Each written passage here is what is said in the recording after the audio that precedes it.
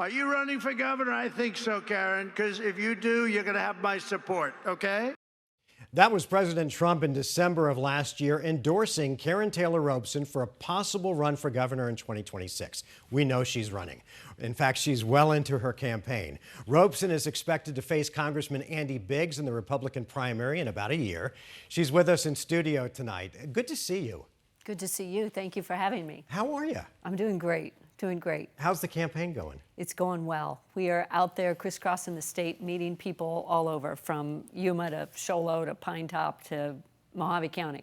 You are no stranger to politics. You grew up in a child where your dad was head of the Arizona Senate, I believe. Yes. Your brother was part of the Board of Supervisors, right? That's right. So was this sort of preordained for you that you would eventually make a run somewhere? Well, I don't know, but I did grow up with it. You know, my father was in the state legislature when I was in first grade. And he used to take me out of school and take me down to the legislature, and I'd hang out and, hang out in the committee hearings and fall asleep half the time. But it certainly made an impression on me. And my parents just instilled in me and my siblings that, we are all born with, the privilege of being American, and you have to give back. And so my brother was in elected office for 20 years. I have a brother in Texas. He was on the city council there. So it's just part of our DNA. That's what you do. You give back to the community. When you're a politician, you have to have, or you better have, a thick skin. What did you learn in your first run for governor, and how are you different this time around? Well, you have to have a thick skin, this time around, I wake up every morning realizing I volunteered to jump into the deep end of the pool where I'm swimming with sharks. And so you don't do that if you're not resilient and if you're not willing to fight.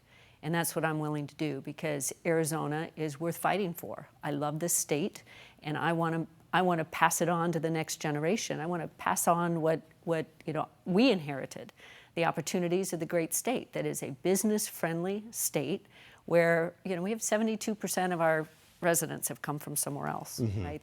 They've left something behind, their home, their family, their job, their traditions, to come to a place where if you work hard and treat people well, you can accomplish anything. That's the beauty of Arizona. That's the DNA of Arizona, and I want to keep it that way. So President Trump endorses you, but he also endorsed your presumptive opponent, Andy Biggs, for the Republican primary. How's that going to all shake out? Well, not only did President Trump endorse me, he encouraged me to run, as you saw in that clip. And I am humbled and proud to have his complete and total endorsement. And just like President Trump, I come from the business world. I've spent my entire professional career as a business executive, solving problems. And, I believe, the dual endorsement allows us to talk about our differences. And what are your differences? As you look at your presumptive primary opponent, what are the differences? What makes you stand out? Like President Trump, I come from a business background, where you have to sign both sides of a paycheck, you have to build and manage budgets, you have to hire and fire people, you have to hold people accountable, but most importantly, you have to solve problems and get things done, right? And my career has been building things, helping bring people together to solve problems, to get to a point of building things. And I have been very blessed and proud to have been involved in building a lot of things in Arizona. I don't think it's any secret that Mr. Biggs would call himself unabashedly a hardcore MAGA Republican. You worked in the Reagan administration, and politics have certainly changed, and many would argue the Republican Party has changed dramatically since then. Would you say that you lean more towards being a MAGA Republican, or are you cut more out of the Reagan cloth? You know what? I put America first, just like President Trump. I learned a lot from President Reagan. I was very, very proud to serve him. It was my first job out of college. I went to the White House and worked. And believe me, having that honor at a young age was something that impacted me my whole life.